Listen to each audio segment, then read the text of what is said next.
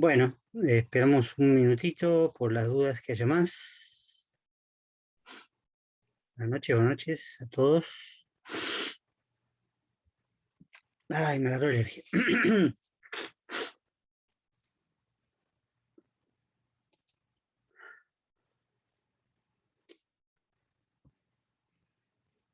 Bueno, podríamos quizás empezar, aunque no todavía con el tema, pero sí para actualizar un poquito la cuestión administrativa y burocrática y deprimente en general.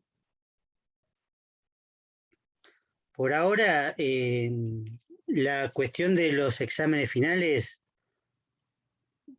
está, digamos, oficialmente igual que les dije en ese mail anterior al parcial, por ahora. No ha cambiado, es decir, los exámenes serían, la mayoría serían presenciales, con la posibilidad de que los que tengan más de 7 en los dos parciales den una especie de final virtual. Eso es lo que les dije en ese mail y todavía oficialmente no ha cambiado. Ahora, ¿qué pasa? Hay dos extremos. Tenemos dos extremos, como siempre. Quizás a ustedes les ha llegado, a mí me ha llegado por otros carriles no oficiales, de que todos los exámenes van a ser presenciales. Todos.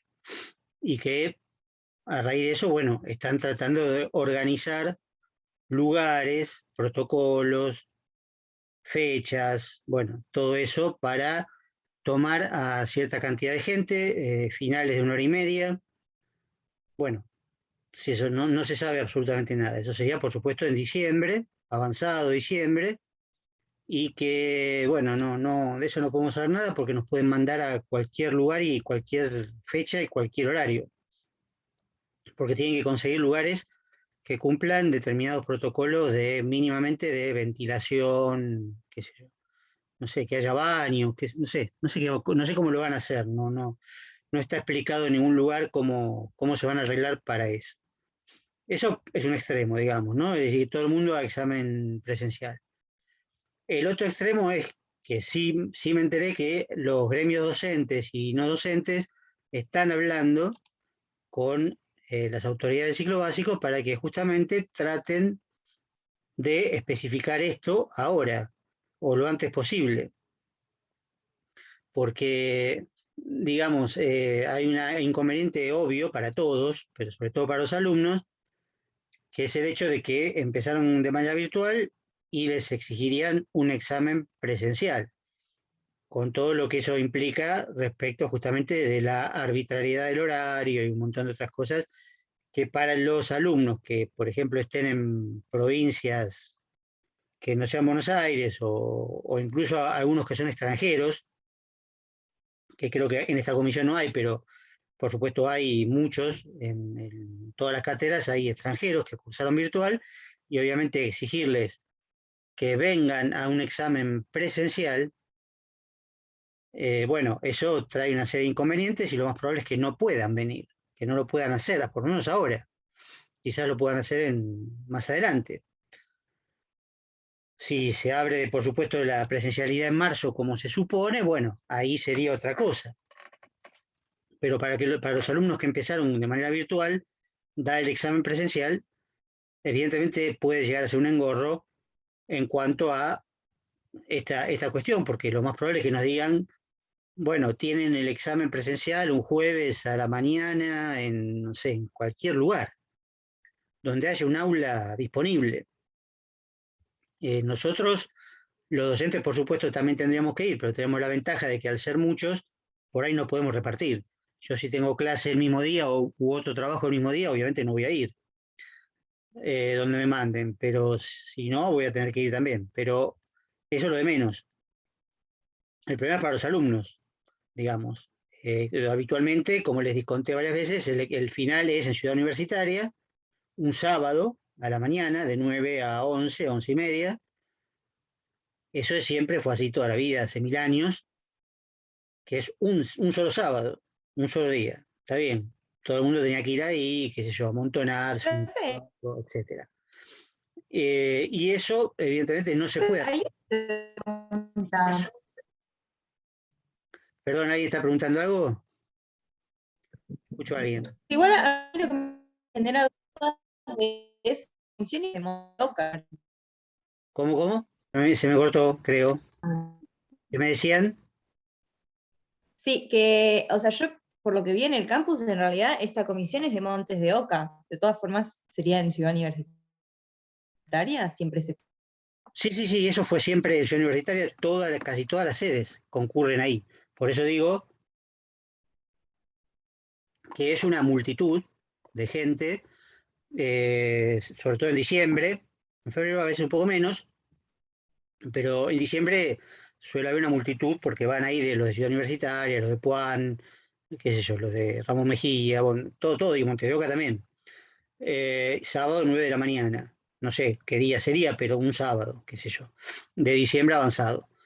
Eso evidentemente, repito, no se puede hacer en estas condiciones.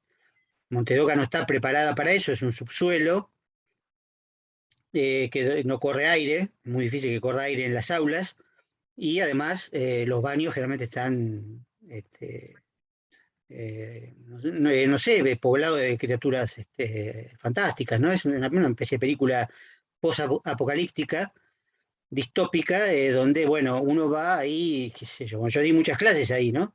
Muchos años di clases ahí tarde, a la noche, pero a la mañana por lo menos es de día, lógicamente, pero digo, por lo menos es de día, de noche es, bueno, sería un caso extrañísimo, pero también cabría esa posibilidad de que abrieran los horarios para que sea la tarde, qué sé yo. Pero aún así, el estado de las aulas no parece lo ideal. Eso es justamente lo que está reclamando el gremio, junto con los no docentes, para ver cómo se van a distribuir desde el punto de vista sanitario los grupos, digamos. Lo único que le dicen hasta ahora es, bueno, el examen va a durar 1 hora y media, el examen final va a dar una hora y media para justamente poder hacer distintos horarios, ¿no? Ahora, muchos de grupitos chicos en distintos horarios. Eso es lo único que han dicho hasta ahora. No han dicho nada más. Obviamente no se puede reclamar, por ejemplo, los docentes en general estamos vacunados, ¿no? La mayoría de los docentes estamos vacunados, salvo algunos muy jóvenes, pero los alumnos no, y no se les puede preguntar si están vacunados o no. Por lo tanto, el riesgo es grande. En lugares cerrados, etcétera, durante 1 hora y media, bueno, obviamente el riesgo es demasiado grande. Van a haber muchos docentes que van a pedir dispensa, etcétera. Bueno, todo eso es una incógnita. Yo no es que se las quiero trasladar a ustedes, lo que quiero decir es que estén preparados para cualquier cambio de último momento.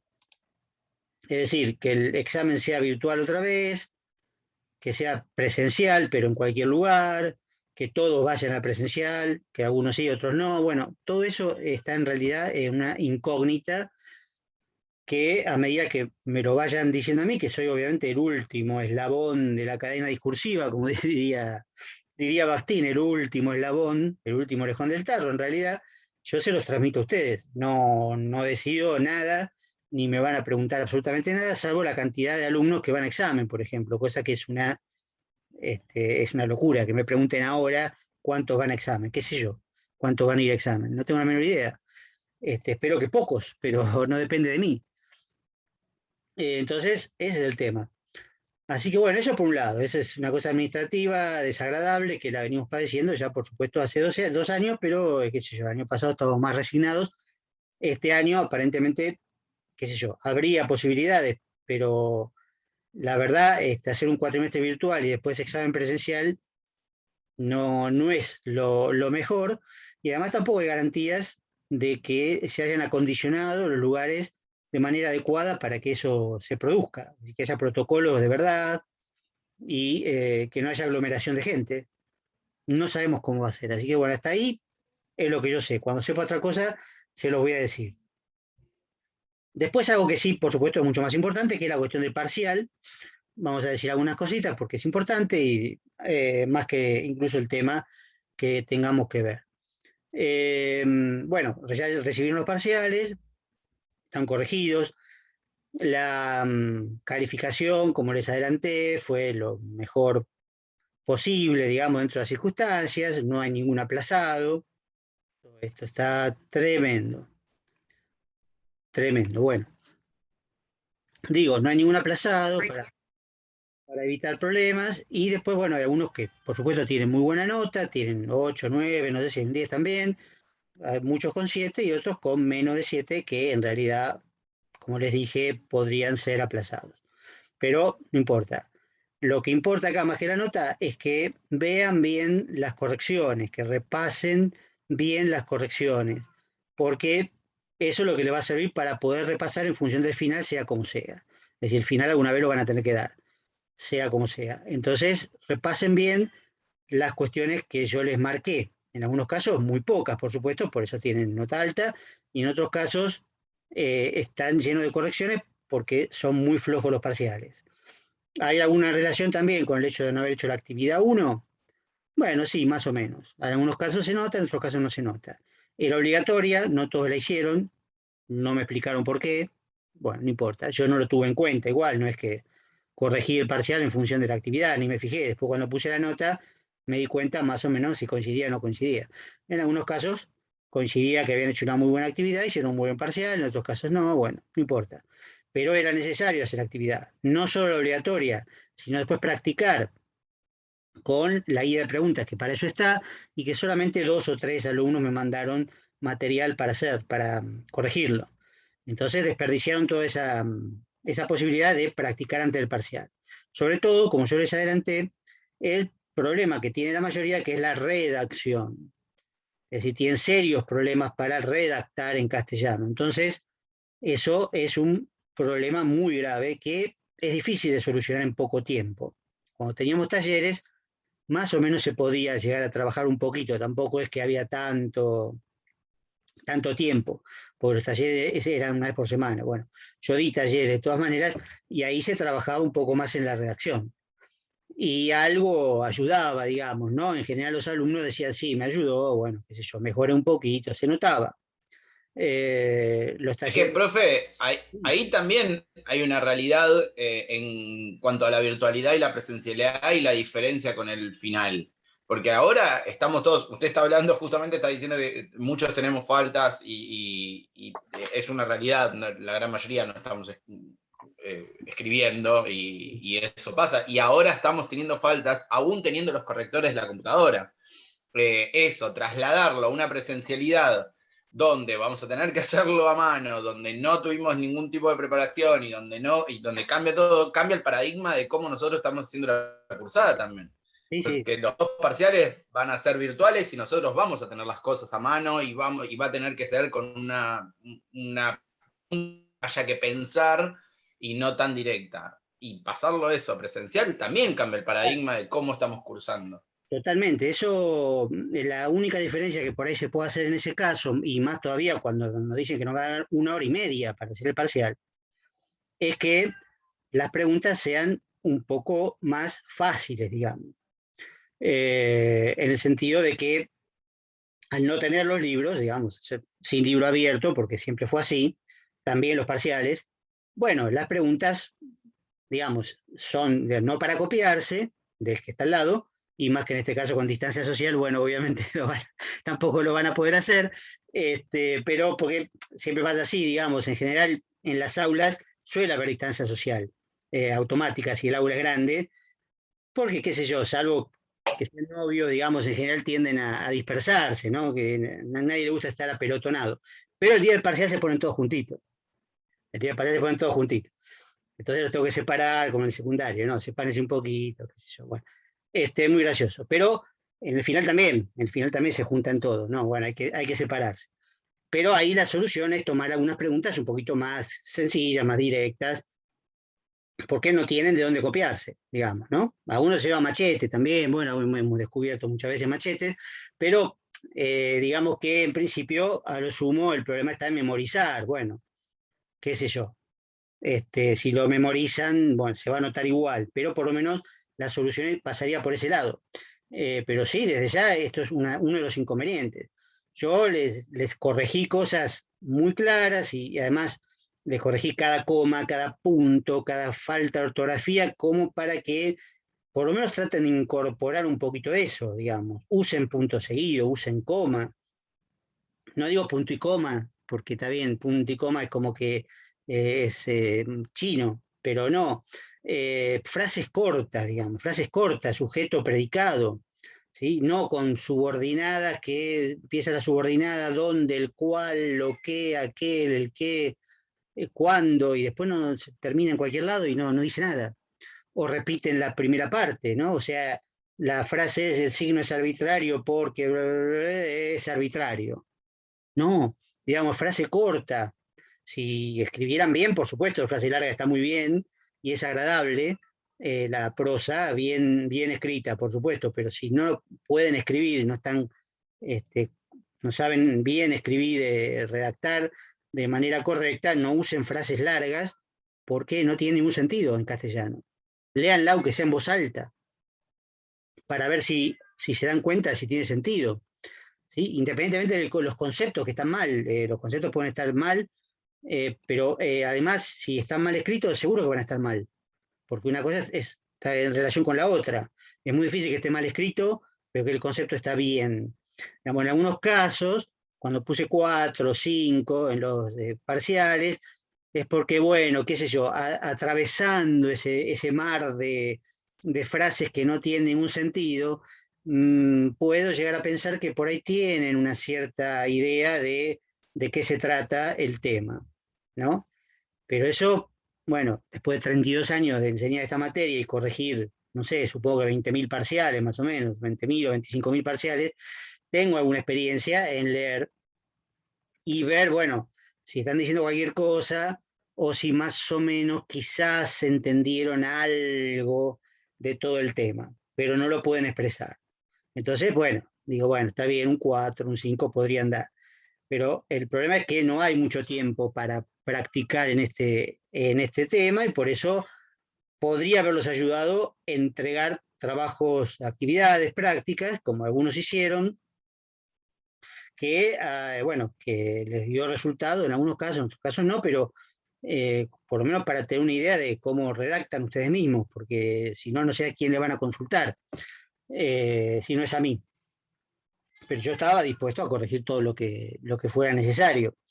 Repito, traten de no usar gerundio, de no usar subordinadas, no usar frases que se extienden y no se terminan nunca, y usen puntos seguidos, ¿sí?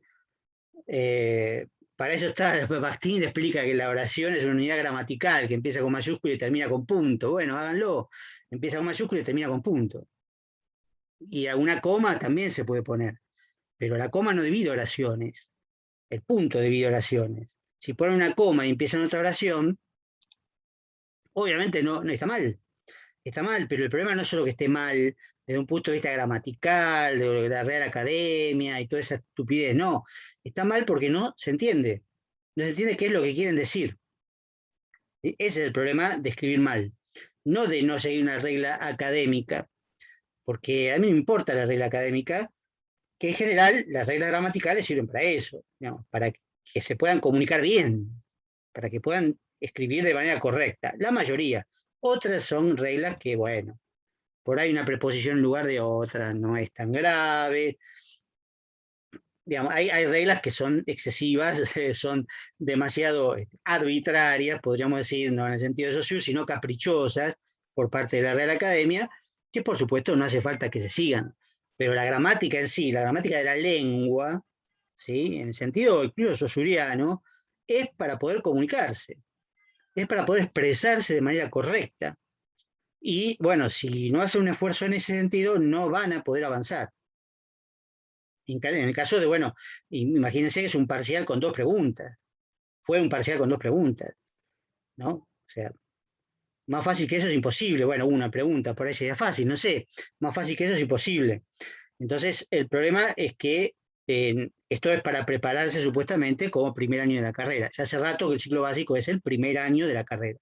No importa que después se cambie en otra carrera. Es el primer año de la carrera. Y la carrera es 1000 veces más difícil que el ciclo básico. Eso seguro. Es decir, el ciclo básico es para aprender ciertas destrezas, ciertas formas, ciertos géneros discursivos, ¿no? que les van a servir después para toda la carrera. Pero en cuanto a dificultad, cualquier materia de la carrera, cualquiera, digamos, va a ser infinitamente más difícil que esto, ¿sí? Y no hay diferencia entre la virtualidad y la presencialidad. Eso es una cuestión psicológica que, por supuesto, cada uno maneja como puede.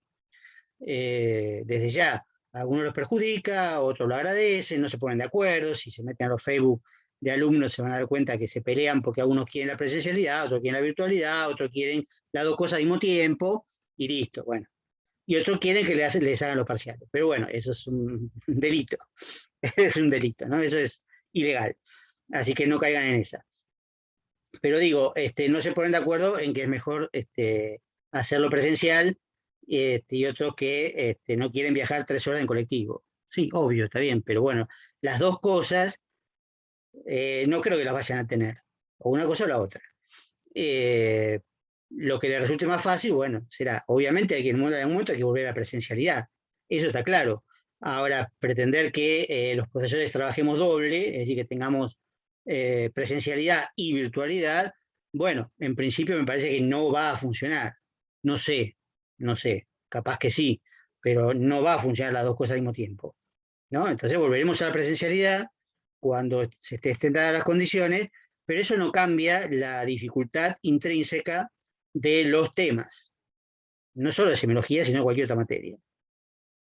Entonces, eso tienen que prepararse para eso, digamos, ¿no? Para rendir mejor, para concentrarse más, para estudiar más, para entender más. Y bueno, digamos, lo que por ahí cuando vuelvan a la presencialidad, lo que van a tener los futuros alumnos son un montón de grabaciones, de material grabado que se podrán utilizar, los que están en el campus, ¿no? No en mi canal, sino los que están en el campus. Podrán usar eso. Pero era algo que ya veníamos usando de antes, por supuesto. Hay videos que venían usando los profesores de antes, cada profesor por su cuenta, y después los volcamos todos en el campus, y algunos están hechos especialmente para el campus. Eso puede seguir tranquilamente. Se puede tener un Facebook, se puede tener un montón de formas de comunicarse, pero evidentemente las dos cosas, las ventajas de las dos cosas no las vamos a tener, no creo, ¿no? Pero bueno, esto solamente como resumen. Lo que le digo es, revisen bien el parcial para ver si pueden ver los errores que tienen y mejorar un poco la parte gramatical. La parte, digamos, de redacción, ¿no? Por supuesto. Bueno, lo que tenemos que ver a partir de ahora, o en estas clases que nos quedan hasta el segundo parcial, que empieza con Benveniste, ya vimos algo de Benveniste, es la teoría de la enunciación, que nos lleva a la parte práctica. Yo voy a tratar de, quizás hoy mismo, y si no es hoy porque, bueno, se nos corta, será la clase que viene, ya empezar a trabajar con un texto para analizar, porque el segundo parcial es práctico, es un texto para analizar con los elementos que podamos ir viendo y que les mencioné en el mail que les mandé a propósito de esto.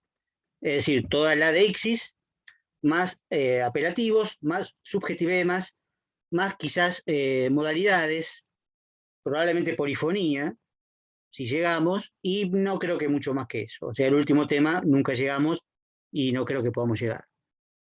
Pero son todos temas prácticos, cuya teoría ya la vimos anteriormente, pero ahora tenemos que aplicarla a lo que sería un texto determinado, es decir, el análisis de un texto concreto, lo que se llama análisis del discurso, ¿sí? Que en el fondo es lo que para Saussure sería una lingüística del habla, ¿sí? Una lingüística del habla, y que desarrolló en principio Benveniste, que ya hemos visto el primer artículo de él, que era el aparato formal de la enunciación, pero nos quedamos sin tiempo para ver el segundo artículo, que es de la subjetividad en el lenguaje. Y este título es fundamental, más allá del contenido, ¿no? Por supuesto, que sigue siendo teórico. Porque justamente lo que vamos a empezar a rastrear ahora en los textos, en enunciados concretos, escritos, porque oral es más difícil analizarlo, pero también se puede. Como se puede analizar, ya les dije, un lenguaje visual, pero claro, se necesitan otras herramientas. no lingüísticas, claro. Pero en los textos vamos a ver justamente y a rastrear esta cuestión de la subjetividad. Es decir, cómo el enunciador aparece en sus enunciados. Recuerden que el enunciador no es el emisor, sino que es una figura imaginaria, hecha de signos, porque lo que vamos a analizar son palabras, palabras concretas, que están en el enunciado. ¿Sí? Lo implícito no se puede analizar, es otro tema, se podría, pero no es nuestro tema en particular. Quizás si llegamos a polifonía, hay algún aspecto de lo implícito que podríamos relevar, pero por naturaleza lo implícito es aquello que no se ve, ¿sí? Que se deja ver, se infiere a través de lo explícito. O sea que lo que tenemos que ver son las marcas concretas, las palabras efectivamente presentes en el enunciado. Las palabras deícticas, las formas de modalidad, los apelativos, los subjetivemas, etc. Todas las formas en que se construye esta imagen que es el enunciador.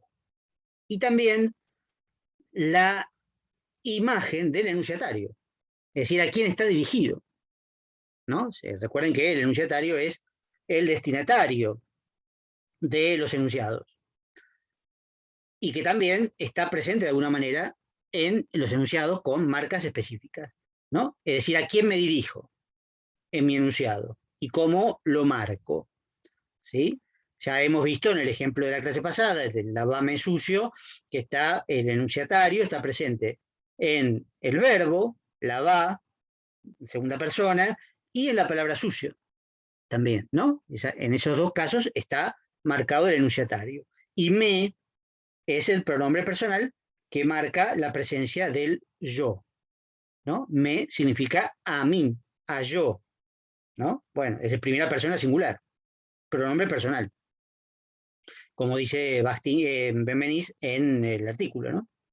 Pero bueno, antes de entrar en eso, si es que llegamos, vamos a ver en principio de la subjetividad en el lenguaje, que es lo que plantea acá Benveniste. Yo le mandé una pregunta, que es aquella con la cual empieza Benveniste su artículo, ¿no? Que es si el lenguaje es un instrumento o una herramienta de comunicación, ¿sí? Entonces, bueno, a ver, ¿qué les parece? O bueno, más allá de lo que les parece, ¿qué es lo que dice Benveniste? ¿No? ¿Es una herramienta de comunicación el lenguaje? No, no, eso lo deja bastante en claro. Claro, ya esto un poco lo habíamos hablado, ¿no? Pero bueno, yo lo quería retomar porque nos pasó el parcial, etc. Entonces hace mucho tiempo.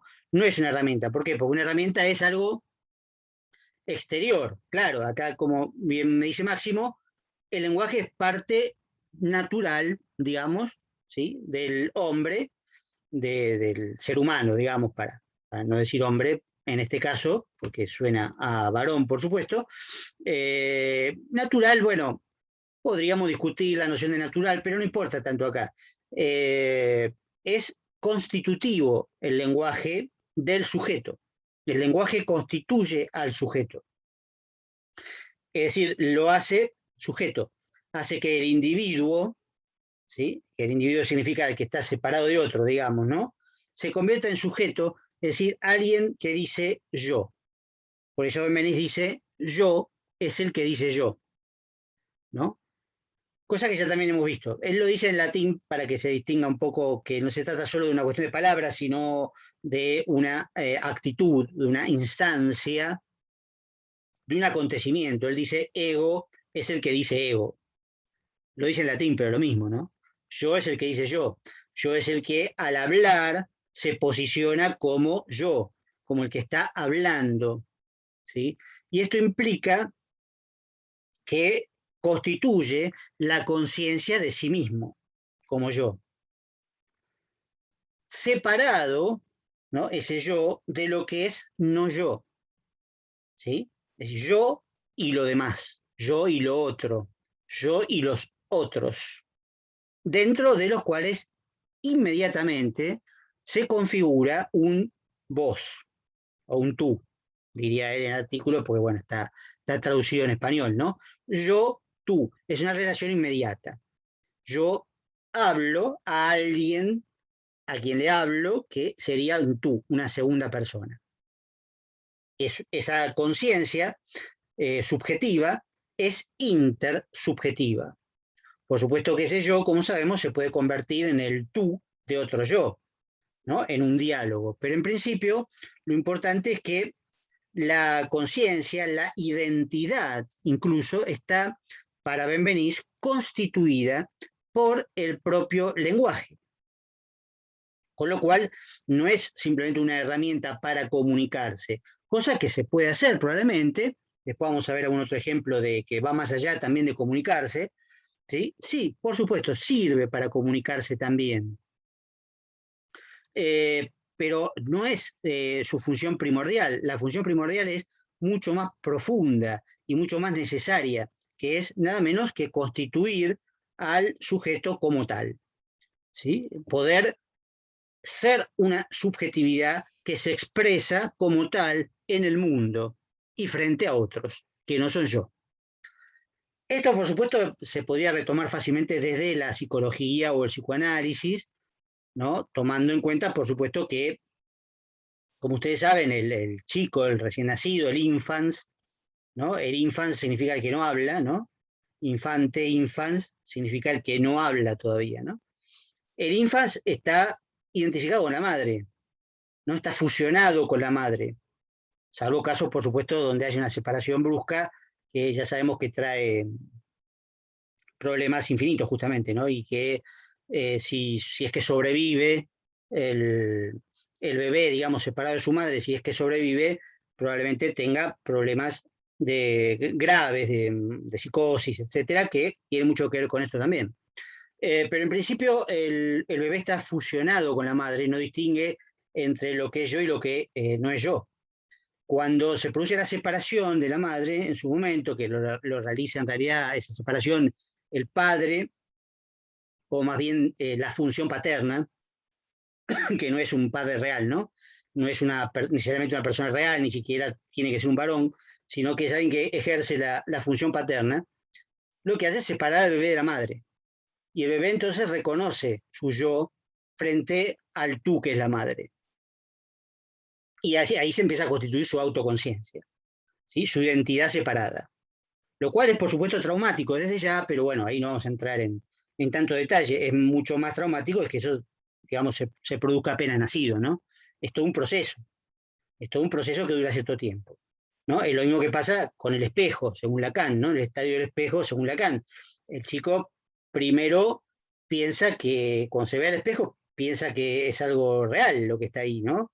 Después se da cuenta que es una imagen, ¿no? Que es simplemente una imagen. Y después, en tercer lugar, aprende que es él, ¿no? Que eso que está ahí es yo, ¿no? Y entonces aprende también a usar los pronombres personales, que es algo que al aprender a hablar, vieron que los chicos aprenden muy rápido, o sea, al principio balbucean, farfullan, qué sé yo, pero después en unos meses salen hablando de todo, digamos, una máquina de hablar, ¿no? Pero alguna cosita que les puede fallar a veces son los pronombres personales, ¿no? El yo, el tú, el vos, etcétera. Es una cosa que cuesta un poquito de aprender, pero una vez que lo aprenden es fundamental, porque es lo que marca justamente su constitución como sujeto separado de los otros sujetos, ¿no?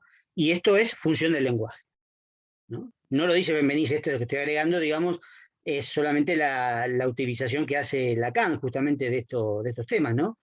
En total sintonía con Benveniste.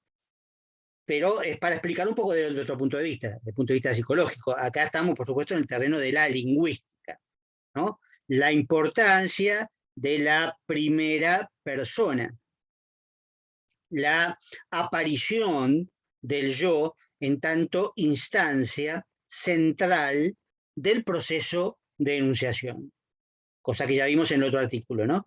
Recuerdan que la enunciación es egocéntrica, es decir, tiene que ver con que el yo es el centro de la enunciación, porque es de donde salen los enunciados en determinado tiempo, que es el presente, y en determinado lugar, que es el aquí o el acá, a partir de lo cual se define todo el resto, ¿no?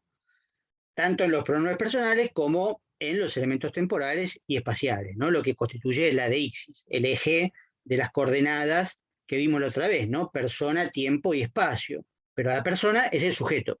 Es lo mismo, es decir, persona o sujeto en principio.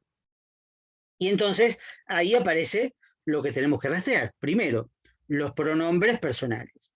Ahora, se va a cortar en cualquier momento, pero indico lo que está al final, lo que continúa, digamos, después de esto, que tiene que ver con la temporalidad, justamente.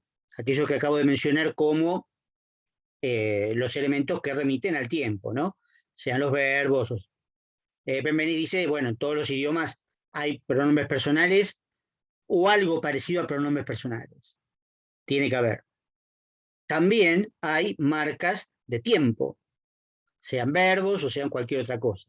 Hay idiomas que tienen presente y otros que no tienen presente, o no tienen pasado, no tienen futuro, o tienen un montón de presentes, un montón de futuros, un montón de pasados, no importa, pero siempre hay formas que marcan específicamente la temporalidad relacionada con el presente, con el ahora. O sea, ahora, antes y después.